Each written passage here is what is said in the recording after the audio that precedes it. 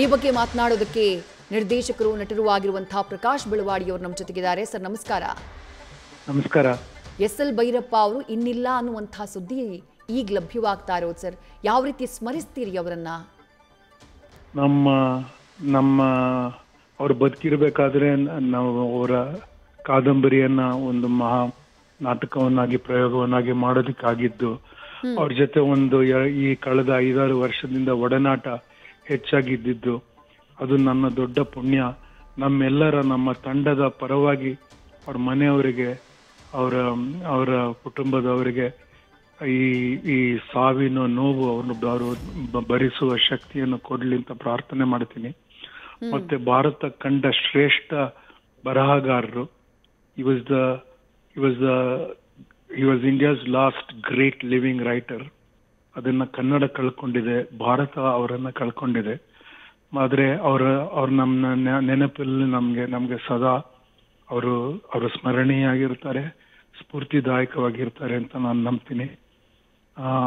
ಸದಾ ಸ್ಮರಿಸ್ತಾ ಇರ್ತೀವಿ ಅವರನ್ನ. ನಿಜ ನಿಜ.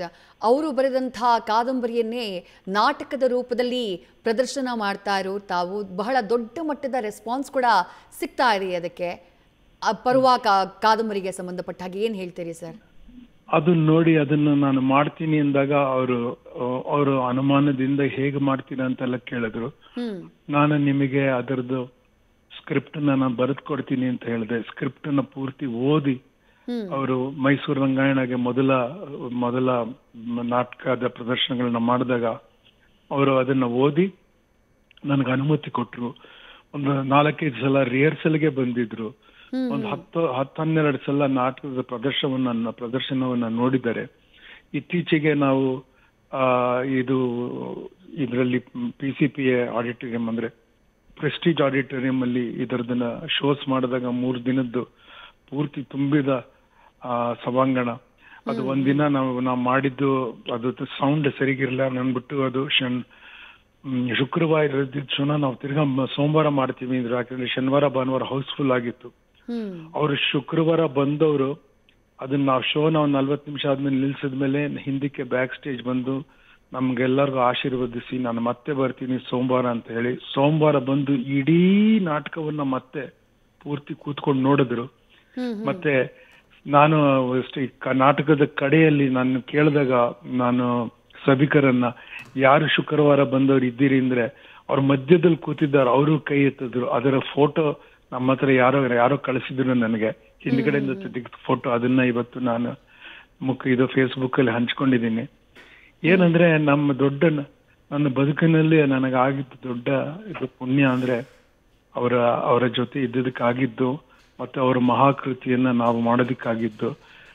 ಅದಕ್ಕೆ ಮೊದಲು ಅವರಿಂದ ಮನ್ನಣೆ ಮತ್ತು ಜನ ಮನ್ನಣೆ ಸಿಕ್ಕಿರೋದು ಅದೇ ದೊಡ್ಡ ಪುಣ್ಯ. ನಮ್ಗೆ ಕಡೆಗೂ ನಾವು ತಂಡ ಹೋಗಿ ಎಲ್ಲರೂ ಕಾಲಿಗೆ ನಮಸ್ಕಾರ ಮಾಡಿ ಈ ಸಕ್ಸಸ್ಸಿಗಾಗಿ ಅವ್ರ ಹತ್ರ ಆಶೀರ್ವಾದ ಪಡಿಬೇಕು ಅಂತಿದ್ವಿ. ಅದು ಸಾಧ್ಯ ಆಗ್ಲಿಲ್ಲ. ಅದೊಂದು ಕೊರಗೆ ಉಳ್ಕೊಂಡಿರುತ್ತೆ ನಮಗೆ. ಎಸ್.ಎಲ್. ಭೈರಪ್ಪ ಅವರಂದ್ರೆ ಅವರ ನಿಲುವಿನಲ್ಲಿ ಯಾವತ್ತೂ ಅವರು ರಾಜಿ ಮಾಡ್ಕೊಂಡವರಲ್ಲ. ತಮ್ಮ ನೇರ ಮಾತಿನಿಂದ, ನಿಷ್ಠುರ ಮಾತಿನಿಂದ ಹೆಸರಾಗಿದ್ದವರು. ಬಟ್ ತಮಗೆ ಬಹಳ ಆತ್ಮೀಯವಾದಂಥ ಒಡನಾಟ ಇತ್ತು ಕಳೆದ ಕೆಲ ತಿಂಗಳುಗಳಲ್ಲಿ. ವೈಯಕ್ತಿಕವಾಗಿ ಯಾವ ರೀತಿಯಾಗಿರ್ತಾ ಇದ್ರು ಅಂತ ಹೇಳಿ ಆ ಅನುಭವಗಳನ್ನ ಹಂಚ್ಕೊಳ್ಬಹುದಾ ಅಂತ ಹೇಳಿ ಸರ್? ಕೆಲವು ವರ್ಷಗಳಿಂದ, ಒಂದು 6 ವರ್ಷದಿಂದ ನನಗೆ ಬಹಳ ವೈಯಕ್ತಿಕವಾಗಿ ಬಹಳ ಸಲ ಅವ್ರನ್ನ ಭೇಟಿ ಆಗೋದು ಸಾಧ್ಯ ಆಗಿತ್ತು. ನೋಡಿ, ಅವ್ರಿಗೆ ಯೋಚನೆ ಮಾಡಿದ್ದನ್ನು ಅವ್ರ ಹೇಳೋದಿಕ್ಕೆ ಅವರು ಫಿಲ್ಟರ್ ಇಡ್ತಿರ್ಲಿಲ್ಲ. ಅವ್ರಿಗೆ ಅನ್ಸಿದ್ದನ್ನ ಹೇಳೋರು.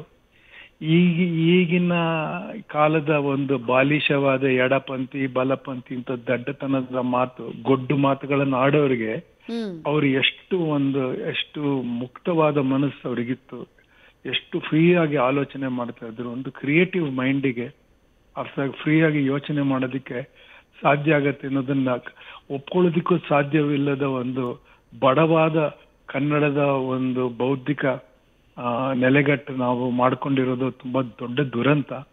He was A shining light in among all these people. ಅವ್ರು ಅನ್ಸಿದ್ದನ್ನ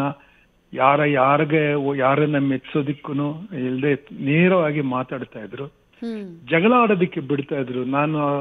ನಾನೇನೋ ಎಮೋಷನಲ್ ಆಗಿ ಹೇಳಿದ್ರೆ ಸ್ಮೈಲ್ ಮಾಡ್ಕೊಂಡು ಹೇಳೋರು. ಅದು ಯಾಕೆ ನೀವು ಆತರ ಮಾತಾಡ್ತೀರಾ ಅಂತ ನಾನು ನಕ್ ಬಿಡೋರು ಅವರು. ಅಂದ್ರೆ ಅಷ್ಟು ಓಪನ್ ಆಗಿ ಇದ್ರು ಅವರು. ಅವ್ರ ಮೇಲೆ ಅವ್ರನ್ನ ಅರ್ಥ ಮಾಡ್ಕೊಳ್ದೆ ಅವ್ರನ್ನ ಒಪ್ಕೊಳ್ಳೋದಿಕ್ಕೆ ಮತ್ಸರದಿಂದಲೂ ಇದ್ಯಾವುದೋ ಕಾರಣಕ್ಕೆ ಸಾಧ್ಯವಾಗದೆ ಬೇರೆ ನಮ್ಮ ಕನ್ನಡದಲ್ಲಿ ಬುದ್ಧಿಜೀವಿಗಳು ಅನ್ಸ್ಕೊಂಡವರು ಅವ್ರ ಮೇಲೆ ಕೆಟ್ಟ ಅಭಿಪ್ರಾಯವನ್ನ ಅವರು ಒಂಥರ ಎಲ್ಲ ಕಡೆ ಹರಡೋದಿಕ್ಕೆ ಏನೇ ಪ್ರಯತ್ನ ಮಾಡಿದ್ರು ಸಫಲ ಆಗ್ಲಿಲ್ಲ. ನಮ್ಮ ನಾಟಕ ಯಶಸ್ಸಿಗೆ ಕಾರಣ ಅವ್ರ ಹೆಸರೇ. ಅವರು ಒಪ್ಕೊಂಡಿದ್ದು ನಮಗೆ ಎಷ್ಟು ದೊಡ್ಡದೋ, ಅವ್ರ ನಾಟಕವನ್ನ ಬರೀ ನಾನು ಮಾಡಿದ್ದು ಸ್ಕ್ರಿಪ್ಟ್ ಅಷ್ಟೇ ಅಲ್ಲ, ಅವ್ರ ನಾಟಕವನ್ನು ಒಪ್ಕೊಂಡಿದ್ರಿಂದ ಅವ್ರ ಹೆಸರಿಂದ ನಮ್ಮ ಶೋಸ್ ಅಷ್ಟು ದೊಡ್ಡ ಯಶಸ್ಸು ಕಾಣಕ್ಕಾಯ್ತು. ಯಾಕೆಂದ್ರೆ ನಾನು ಇನ್ಯಾವುದೋ ನಾಟಕ ಮಾಡಕ್ ಹೋಗಿದ್ರೆ ಖಂಡಿತ ಆ ತರ ಸ್ಪಂದನೆ ನನಗೆ ಸಿಗ್ತಾ ಇರ್ಲಿಲ್ಲ. ಆಮೇಲೆ ಅದ್ರ ಜೊತೆಗೆ ಸರ್ ನೋಡಿ, ಯುವ ಜನ ಪುಸ್ತಕಗಳಿಂದ ದೂರ ಆಗಿರುವಂತಹ ಸಮಯ ಇದು. ಬಟ್ ಇವ್ರದ್ದು ಕವಲು ಕಾದಂಬರಿ ಎಲ್ಲ ಬಂದಂತಹ ಟೈಮ್ನಲ್ಲಿ ಯುವಕರು, ಕಾಲೇಜ್ ಹೋಗೋ ಮಕ್ಕಳೆಲ್ಲ ಹುಚ್ಚು ಬಿದ್ದು ಆ ಕಾದಂಬರಿಯನ್ನ ಪರ್ಚೇಸ್ ಮಾಡಿ ಓದೋಕೆ ಶುರು ಮಾಡಿದ್ರು. ಅದು ಮಾತ್ರ ಅಲ್ಲ, ಅವರ ಈ ಹಿಂದಿನ ಕಾದಂಬರಿಗಳನ್ನ ಕೂಡ ಅಷ್ಟೇ ಆಸಕ್ತಿಯಿಂದ ಓದ್ತಾ ಇದ್ರು. ಅಂದ್ರೆ ಯುವ ಜನರಲ್ಲಿ ಆ ಓದುವ ಹುಚ್ಚನ್ನ ಹುಟ್ಟಿಸಿದ್ದು ಎಸ್.ಎಲ್. ಭೈರಪ್ಪ ಅವರು ಇತ್ತೀಚಿನ ವರ್ಷಗಳಲ್ಲೂ ಕೂಡ ಅಂತ ಹೇಳಿದ್ರೆ ಬಹುಶಃ ತಪ್ಪಾಗ್ಲಿಕ್ಕಿಲ್ಲ ಅಂತ ಅನ್ಸುತ್ತೆ ಪ್ರಕಾಶ್ ಸರ್. ಖಂಡಿತ ನಾ ಇನ್ನೊಂದು ಹೇಳ್ತೀನಿ. ಅವ್ರನ್ನ ಕಳೆ ಸಲ ನಾನು ಕಂಡಾಗ ವಿಶ್ವೇಶ್ವರ ಭಟ್ರ ಮನೆ ಮುಂದ್ಗಡೆ ಒಂದು ಮನೆಯಲ್ಲಿ ಇದ್ರು ಅವರು. ಅಲ್ಲಿ ಅವ್ರನ್ನ ಹೋಗಿ ಭೇಟಿ ಆದಾಗ ನನಗೆ ಅವರು ಒಂದು ಆದೇಶವನ್ನ ಕೊಟ್ಟಿದ್ದಾರೆ. ನಾನು ಅವರ ಮಂದ್ರ ನಾಟಕವನ್ನ ಕನ್ನಡದಲ್ಲಿ ಮಾಡಬೇಕು, ಸಾಧ್ಯವಾದ್ರೆ ಮರಾಠಿಯಲ್ಲೂ ಮಾಡಬೇಕು ಅಂತ ನನ್ನ ಕೇಳ್ಕೊಂಡಿದ್ದಾರೆ.